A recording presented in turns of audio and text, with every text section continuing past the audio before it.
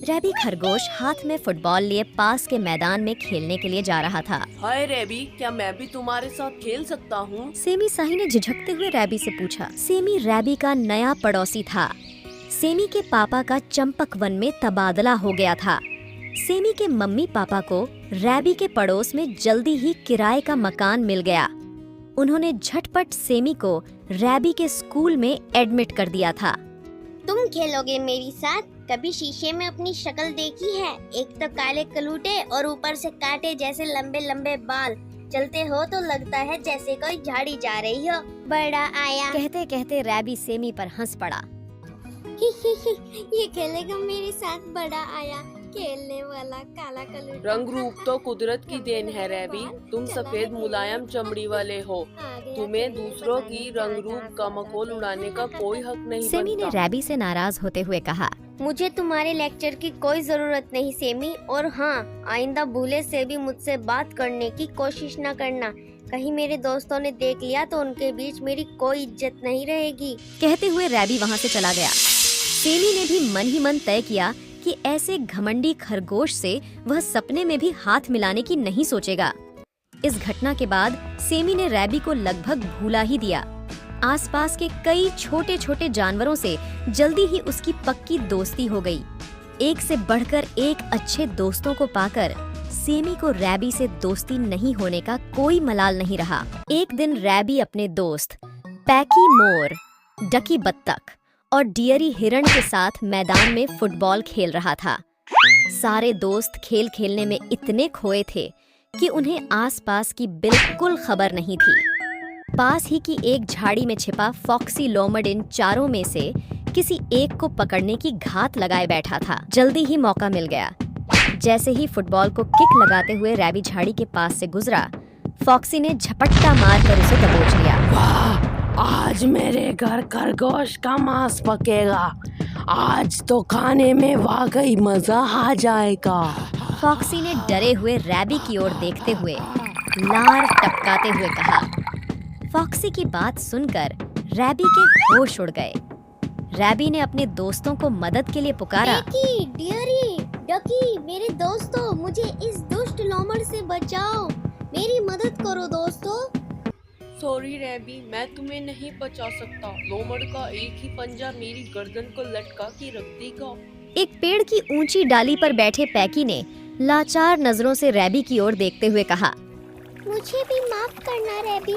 इसके तीखे तीखे दांत तो मुझे 2 पल में चबा डालेंगे। डकी ने गहरे पानी में उतरते हुए रैबी से कहा। मैं भी तुमसे माफी मांगता हूँ रैबी। अगर मैंने तुम्हें बचाने की कोशिश की तो यह लोमड़ मेरी सुनहरी चमड़ी को फाड़ कर रख देगा। माफ करना। डियरी ने दूर भागते हुए रैबी से कहा। अपने सुंदर दोस्तों की कायरता भरी बातों को सुनकर रैबी ने बचने की आशा छोड़ दी। फॉक्सी रैबी को दबोचे उसे घर ले जाकर कैसे पकाना है, यह सोचते हुए अपने घर की तरफ चल दिया। सेमी, तुम्हारे लिए खुशखबरी है। बताओ, सुनाऊं तो? ब्लैकी कोए ने जमीन पर उतरते हुए सेमी से कहा। कैसी खुशखबरी ब्लैकी? सेमी ने चौंकते हुए पूछा।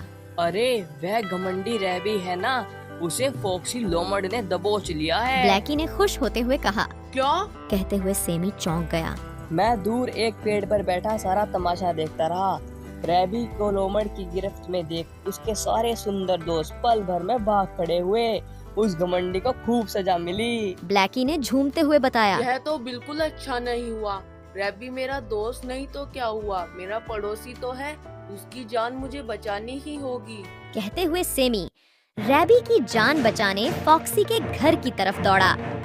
रैबी को दबोचे फॉक्सी मस्ती में गुनगुनाते हुए अपने घर की तरफ बढ़ रहा था कि रास्ते में सेमी को खड़ा देख उसे गुस्सा आ गया। साई के बच्चे, तुझे अपनी जान प्यारी नहीं जो एक लोमड़ का रास्ता रोके खड़ा है। फॉक्सी ने सेमी को डराने की कोशिश करते हुए कहा। तुझे तो अपनी जान प्यारी है, लेकिन लगता है तुम्हें अपनी जान बिल्कुल भी प्यारी नहीं है। सेमी ने निडरता से कहा। क्या मतलब है तेरा? फॉक्सी ने चौंकते हुए पूछा। मतलब यह है कि अपनी जान की खैर चाहते हो तो रैबी को छोड़ दो लोमड़। सेमी ने फॉक्सी से कहा।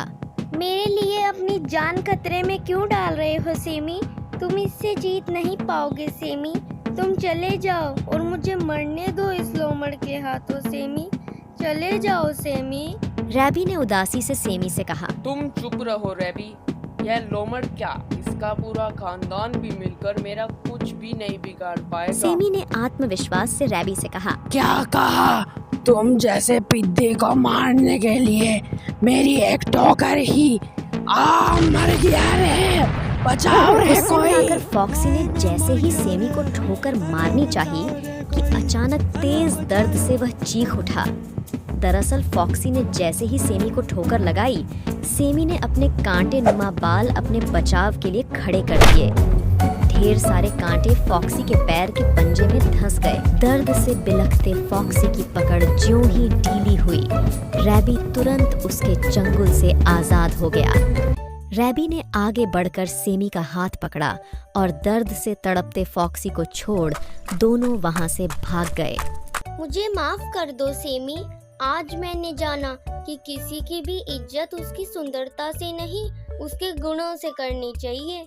आज तुम जैसे कुरूप मगर बहादुर जीव के कारण ही मेरी जान बची, वरना मेरे सुंदर मगर कायर दोस्तों ने तो मुझे मरने के लिए ही छोड़ दिया था। रैबी ने सेमी के साथ किए गए खुद के गलत व्यवहार पर पछताते हुए कहा।